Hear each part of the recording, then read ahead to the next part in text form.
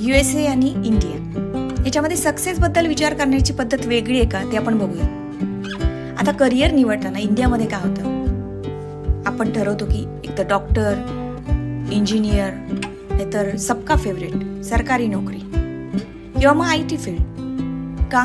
कारण safe job, safe monthly income काहीतरी येतं, म्हणजे स्टेबिलिटी. याच्या वर्सेस USA मध्ये काय आहे, तिथे ना स्वतःच्या पॅशनला जास्त महत्त्व दिलं जातं. म्हणजे तुम्हाला कशात इंटरेस्ट आहे त्याच्यात करिअर करा. इनोव्हेशन म्हणजे यूट्यूबर, आर्टिस्ट असं काही तुम्ही होऊ शकता. डॉक्टर आणि इंजिनियरच व्हायला पाहिजे असं काही नाहीये. दुसरी गोष्ट म्हणजे फरक असा दिसतो की रिस्क घेण्यामध्ये किंवा फेल्युअर अप्रोच. इंडियामध्ये लोक युजली रिस्क घ्यायला खूप घाबरतात. कुठला बिझनेस चालू करायचा असेल तर 100 वेळा विचार करतात. कुठलं करिअर निवडायचे खूप विचार करतात, कारण ते घाबरतात. फेल्युअर आल्यावर लोक म्हणतील की अरे काय गरज होती एवढी रिस्क घ्यायची, त्यामुळे ते घाबरतात. पण याच्या विरुद्ध USA मध्ये कसं आहे ना, it's a part of learning, म्हणजे लर्निंग प्रोसेसचा एक भाग समजला जातो. इथं सोपं आहे, म्हणजे ते म्हणतात फेल फास्ट आणि लर्न फास्ट, मूव्ह आहे. हे नाही जमलं का दुसरं काहीतरी बघ, दुसरं काहीतरी चांगलं कर. इथं जास्त इनोव्हेशनला भर दिला जातो. म्हणजे कितीतरी आपण स्टार्टअप पण बघतो, नवीन नवीन स्टार्टअप, म्हणजे लोक मोठा विचार करतात. तसंच करिअर निवडताना काय होतं, इंडियामध्ये ना फॅमिली इन्फ्लुएन्स खूप असतं. म्हणजे सगळेजण त्याच्यावरती विचार करतात की काय करणार.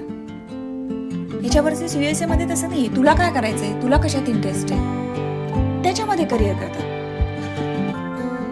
कारण त्यांचं जरी पुढे जाऊन काही चुकलं किंवा अपयश आलं किंवा फेल्युअर आलं तर त्याला त्याची लाज वाटत नाही, तो दुसरं काहीतरी ट्राय करतो.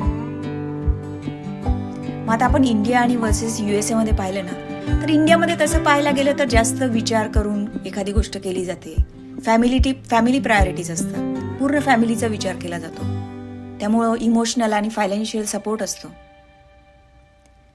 आणि USA मध्ये पाहिलं ना तर जास्त रिस्पॉन्सिबल असतात लोक, कारण ते स्वतः डिसिजन्स घेतात. जास्त इनोव्हेटिव्ह, जास्त क्रिएटिव्ह.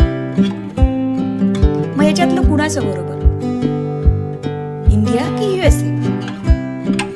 मला असं वाटतं दोन्हीकडच्या पॉझिटिव्ह गोष्टी घेऊन आपण एक बॅलन्स निवडला पाहिजे. कारण शेवटी कसं आहे, प्रत्येकासाठी यश काही सारखं नसतं. प्रत्येकाची यशाची डेफिनेशन ही वेगवेगळी असते. त्यामुळे हे बरोबर किंवा ते बरोबर असं नाही, पण त्या दोन्ही मधल्या चांगल्या गोष्टी घेऊन नक्कीच आपण आपल्यामध्ये सुधारणा करू शकतो. तुम्हाला काय वाटतं की तुमच्यामध्ये यश काय, स्थिर नोकरी किंवा मग मोठी स्वप्न? कमेंटमध्ये नक्की सांगा.